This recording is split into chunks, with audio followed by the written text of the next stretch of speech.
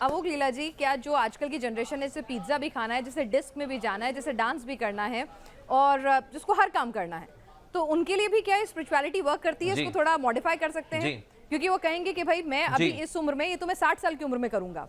वो एब्सोल्युटली। ये अभी कर सकते हैं बिल्कुल आप, जैसे कि ना अगर पिज्जा खाना, आप पिज्जा पाइए ना, पिज्जा पाइए, नूडल्स पाइए, आप नॉर्थ इंडियन, साउथ इंडियन जो आपको पसंद हो बिल्कुल लेकर के आइए, उसको भगवान को भोग लगा करके खाइए।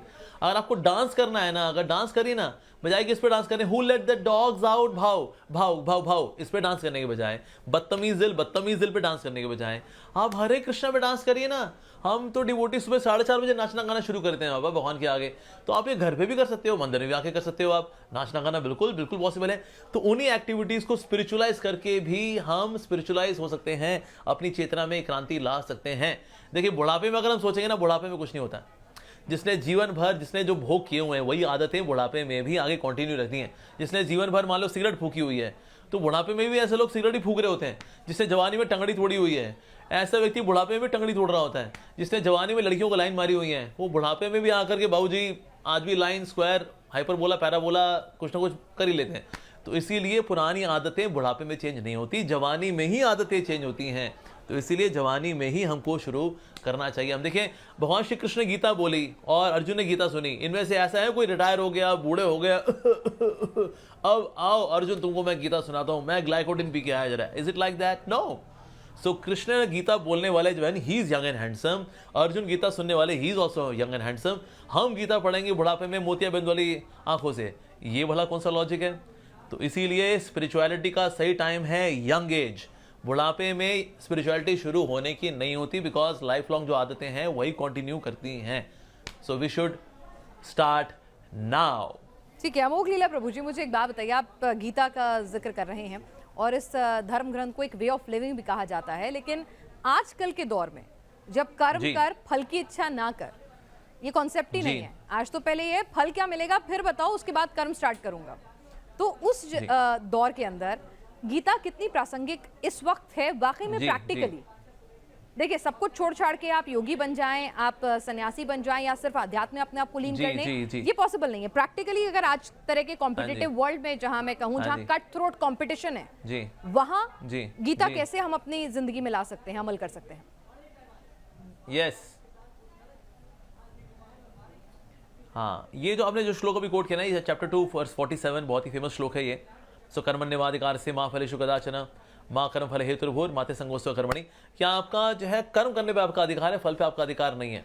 तो कोई सोचेगा अच्छा ठीक है फल पे अधिकार नहीं है तो फिर तो हमको फल मिलेगा ही नहीं, बल्कि फल की चिंता ना करके जब कोई कर्म करता है फल ज्यादा अच्छा मिलता है। एक्चुअली सोचे को सोचता रहेगा पता नहीं सफल होगा असफल होगा, सफल होगा सफल होगा, ये सोचते सोचते एनर्जी ज्यादा वेस्ट हो जाती है। 50% एनर्जी ये सोचने में लगा दी, 50% एनर्जी लगाई अपने काम करने में।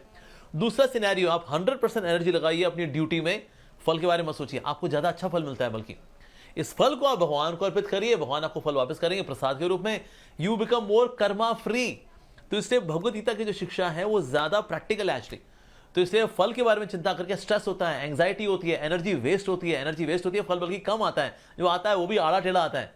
तो इसलिए भगवद गीता की शिक्षा जो है बहुत ही प्रैक्टिकल है। इवन अगर ब्रह्मचारी लोग भी होते हैं, ऐसे नहीं कोई जो है हम लोग खाते पीते हैं, सोते हैं, फिर उठते हैं, फिर खाते पीते हैं, फिर सो जाते हैं। We also remain active although without salary, selflessly in the service of society. तो हम ऐसा करते हैं क्यों? क्योंकि अब now we are also active in the service of society. पर ऐसा नहीं कि जो साधु लोग होंगे वो बेचारे अपने मठों में पड़े रहेंगे बस, ना ना ना ना ना ना। तो इसलिए साधु लोगों को भी मेहनत करनी चाहिए। देखिए सारे आश्रम है, आश्रम मतलब श्रम करना, ब्रह्मचारी आश्रम, गृहस्थ आश्रम, तो श्रम तो जी सभी आश्रम के अंदर है। तो इसीलिए सबको इस प्रकार से कार्य करना चाहिए। रिजल्ट से अटैचमेंट हमको कमजोर बनाती है, रिजल्ट से अटैचमेंट स्ट्रेस देती है।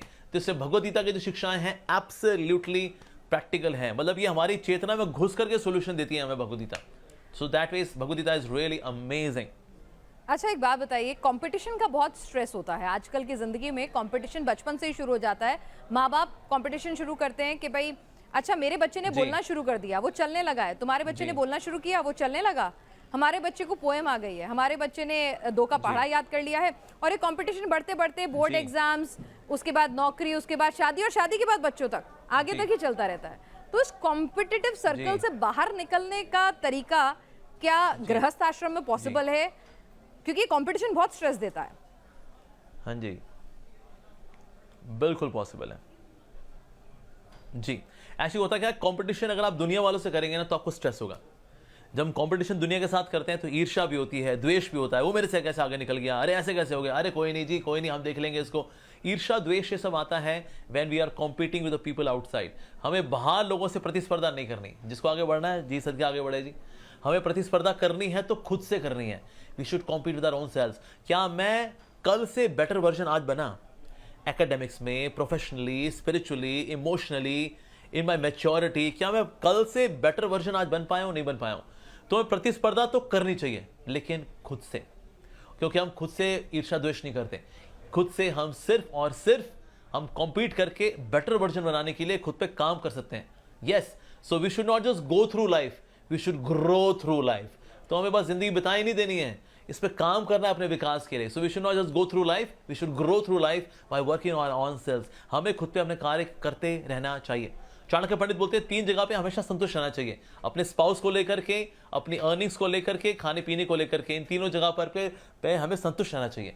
और 3 जगह पे कभी संतुष्ट नहीं होना चाहिए। एक, ज्ञान को प्राप्त करने में, अपने ग्रोथ में काम करने में कभी संतुष्ट नहीं होना चाहिए। यस। दूसरा है नाम जप करने में कभी संतुष्ट नहीं होना चाहिए, और दान देने में कभी संतुष्ट नहीं होना चाहिए। सो इस फॉर्मेट में अगर आप लाइफ जीते हैं, you can live a very balance life even in गृहस्थ आश्रम। Why not? तो इससे दुनिया से प्रतिस्पर्धा मत करिए, खुद से प्रतिस्पर्धा करिए, खुद पे काम करिए।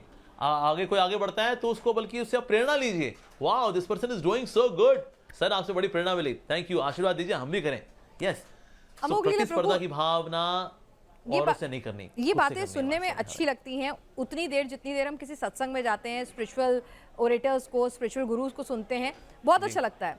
1 घंटा 2 घंटे आप, या मे बी 1 दिन 2 दिन आप उस मोड में भी रहते हैं। हाँ जी। लेकिन सच्चाई ये है, और मेरे को लगता है जितने दर्शक ये सुन रहे हैं, देख रहे हैं, वो भी ये मानेंगे जी कि जैसे ही वो 24 घंटे 48 घंटे बीत जाते हैं, या मोबाइल पे वो क्लिप जो आपने देखी है, आप उसका असर खत्म हो जाता है, आप बैक टू स्क्वायर वन आ जाते हैं।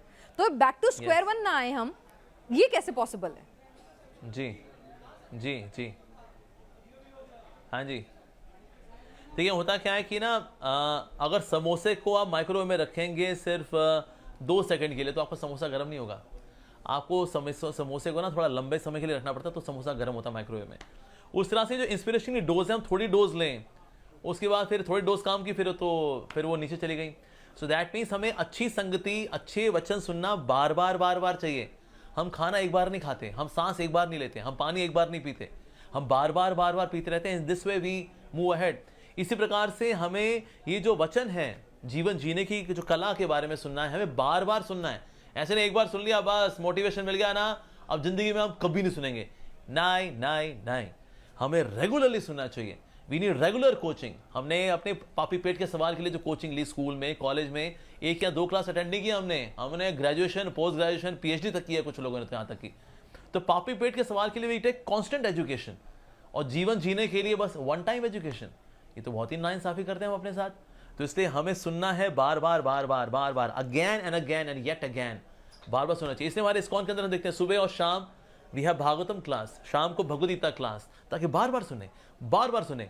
नहीं तो ये अज्ञानता के ग्रेविटेशनल पुल हमें नीचे खींचेगा बार बार। तो इसलिए हमें इसके ग्रेविटेशनल पुल से एस्केप करने के लिए वी नीड एस्केप वेलोसिटी, और वो एस्केप वेलोसिटी है बार बार सुनना, श्रवण करना, सवाल पूछना। इनफैक्ट मंदिर आने का प्राइमरी पर्पस यही होता है। दर्शन करना अच्छी बात है, भगवान के दर्शन करिए, विग्रह के दर्शन करिए, वेरी नाइस, पर वो सबसे इंपॉर्टेंट फंक्शन है the temple is a spiritual university. आप स्पिरिचुअल यूनिवर्सिटी में आइए, भगवान के बारे में सुनिए, सवाल जवाब करिए, डाउट्स को दूर करिए, श्रद्धा को और खिलाइए।